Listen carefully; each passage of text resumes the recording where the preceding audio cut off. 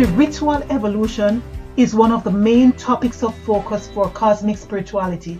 We know that spiritual change must be intentional. Spiritual change or transformation cannot be left to chance if it is to be achieved. Spiritual transformation does not come with advancing age in the absence of the internalizing of experiences. Spiritual change must be planned, and plans must be executed. We seek to get our audience to embrace change, to make their spiritual transformation an intentional one. We seek to move our audience from less to more. We seek to assist our audience in raising their spiritual standard. We point our audience towards fullness, where all actions are governed in accordance with reason and responsibility. Welcome to the second in our spirituality session series entitled Evolution and Spirituality.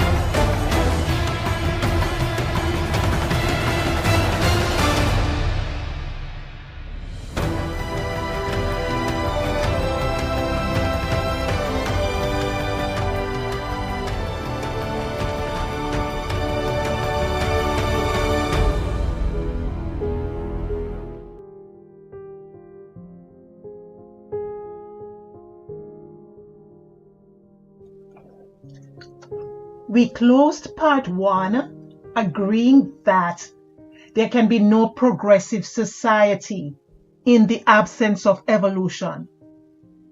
If everything stands still, there is no production, no growth, and no advancement. We also pointed out that evolution is the cosmological dance of the divine life force. Even that which is considered chaotic is actually movement that is governed by law and is a pattern that can be repeated. Evolutionary movements are gradual and sequential. There is a rhythm to the movement. So there's a set pattern to the movement, and so we call it rhythmic or rhythmic. And the pattern can be repeated and would have to be repeated because the cosmos is cyclical. Today, we dig deeper into the cosmological dance and how this makes life meaningful.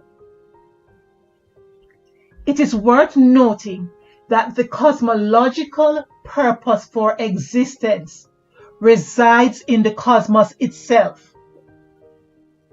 The cosmos first exists for itself.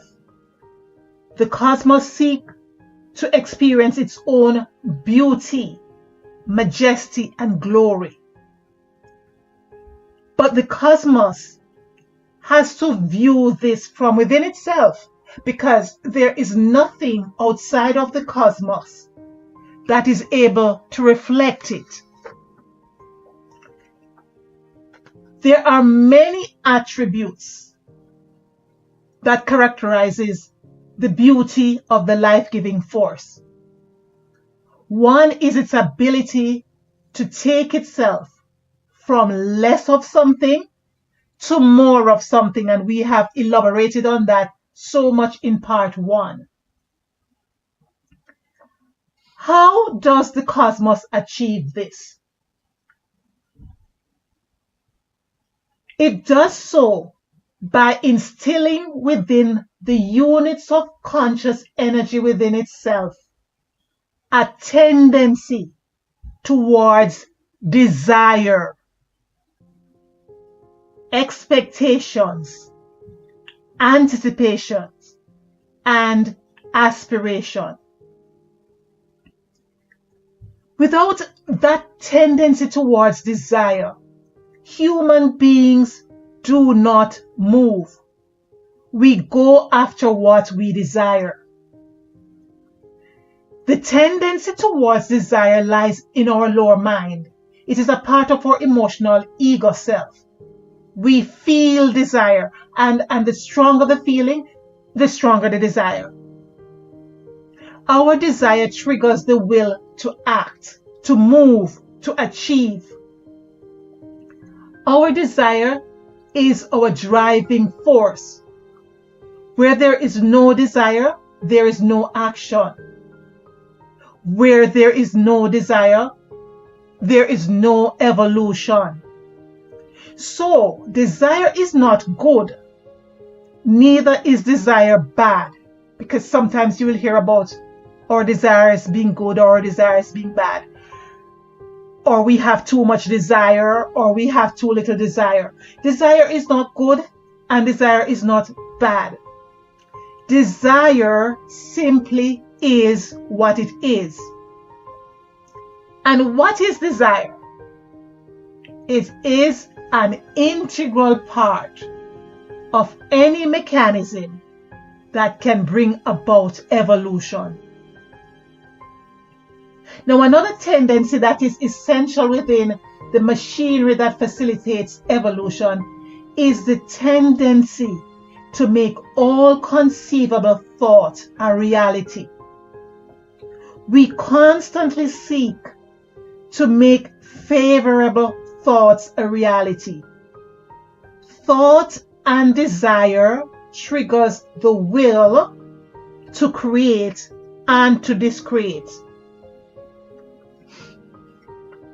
The consciousness, by reason of its internal logic or governing principle, knows that all conceivable thoughts can be brought into reality. If the thought could not be brought into reality, it would not be supported by cosmological law. And so, equipped with desire, expectation, and anticipation, we embrace a thought. We focus on that thought and we bring that thought into reality. The evolutionary stage does not encourage rest. It encourages a restlessness that have us feeling that we can never be satisfied. If we are not seeking to achieve some inner quality, we will be seeking to achieve something external to us.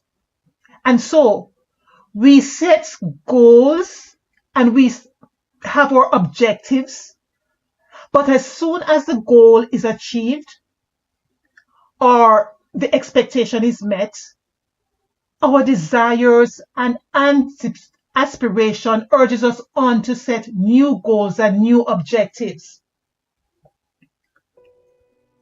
Let us do a little exercise here.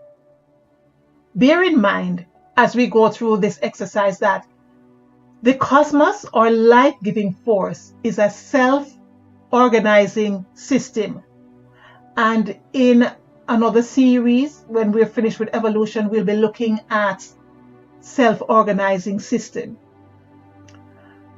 But bear in mind for now that the life-giving force is a self-organizing system. That by this we mean that all it needs to survive is within itself, and everything it needs to grow is within itself as well.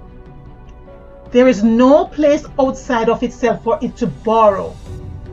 Whatever the cosmos seeks to achieve must be found within itself.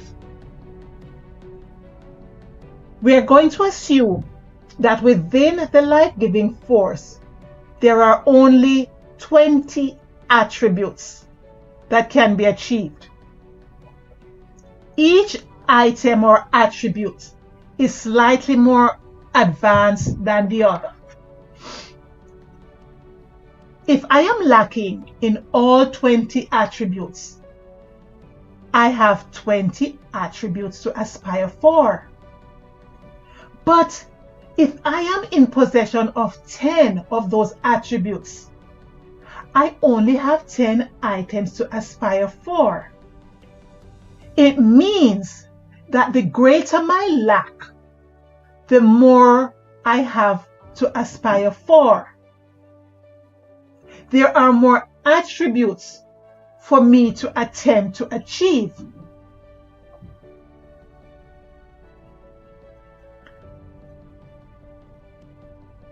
This means that if you were to compare me, who happen to be lacking in all 20 attributes, with someone who already have 10 attributes, I will experience more satisfaction than the other individual because I have more goals to go at. I have more things to aspire for. At the inception of the evolutionary stage of the cosmic cycle, the beginning of the awakening of the life-giving force, there is complete poverty. All attributes need to be achieved. The consciousness is at its lowest state of consciousness that will be supported by law and the internal logic of the cosmos. The consciousness traverses many physical forms until it gets to the point where the Christ or the cosmic consciousness is achieved.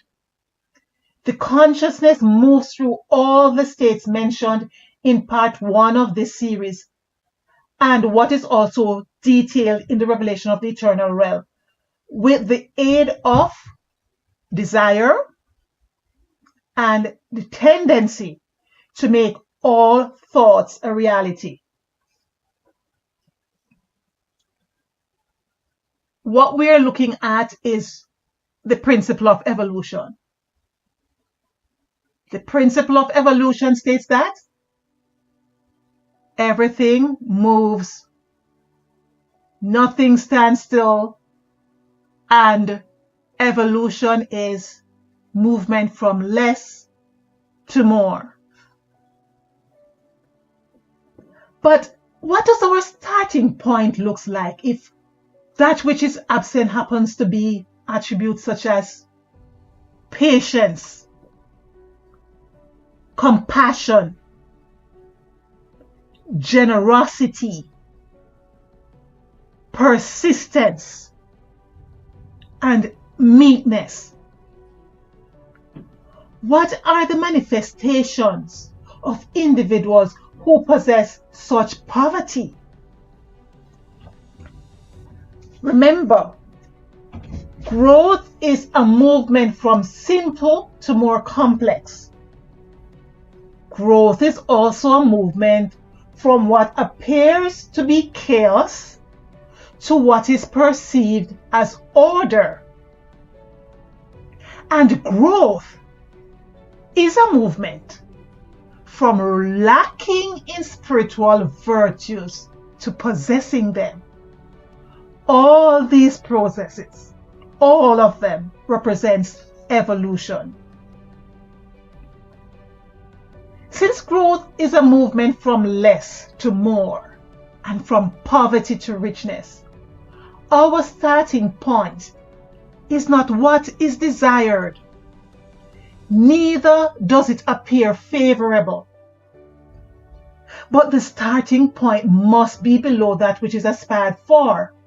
So, as undesirable as the starting point appears, it is a necessity.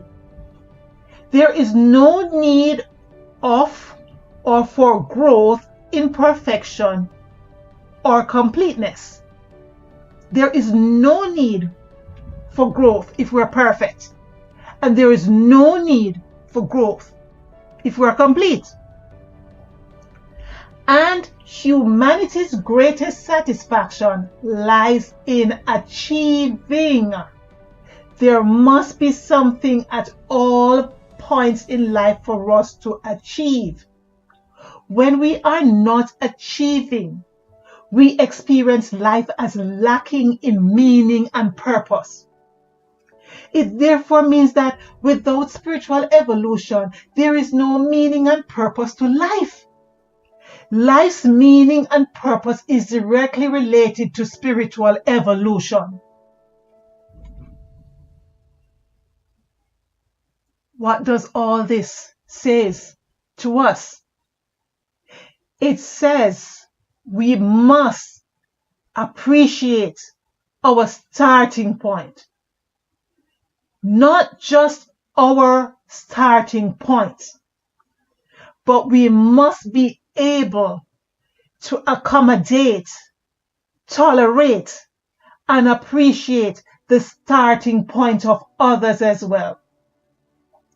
When we come to realize that evolution is a part of cosmic law, and that evolution is a movement from less to more, we need to encourage not just ourselves to lift our standard higher, but we need to encourage others to do likewise, because it is in the lifting of our standard that we achieve. And it is in the lifting of our standard that we find the greatest satisfaction.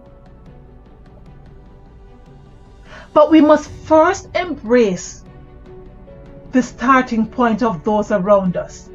We must be able to tolerate and accommodate the starting point of our neighbor. We must be able to embrace the lack of patience, the lack of persistence. We must be prepared to embrace beastliness. And as we embrace these undesirables, we gradually work through them to lift the standard higher, to achieve growth, to achieve life's truest meaning and purpose. We cannot become Christ consciousness unless we are prepared to raise our standard.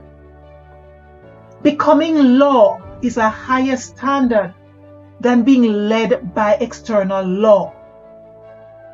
Apostle Paul, and we keep referring to him, Apostle Paul refers to the governing principle of the religious self-consciousness as weak and beggarly. To attain Christ, you must rid yourself of that feeling of comfort at being a conformist. Be not conformed to this world. And by this world we mean the governing principle of the lower realm. Be not conformed to the governing principle of the lower realm. Lift your standard higher. Human, we were not created to be conformists. We are created to be creators. Change your weak and beggarly belief system that have you constantly conforming to do's and don'ts. You must aspire for that belief system that is in alignment with the Christ consciousness. It is the Christ consciousness that takes us into that kingdom of self-governance. We need to govern ourselves. We are not created to be conformists. We are creators. Get into the company of those who are Christ conscious, who will assist you in becoming self-governing. Take action. Change demands action. To become self-governing, you must be in control of what you constantly do, and you must be in control of who you presently are.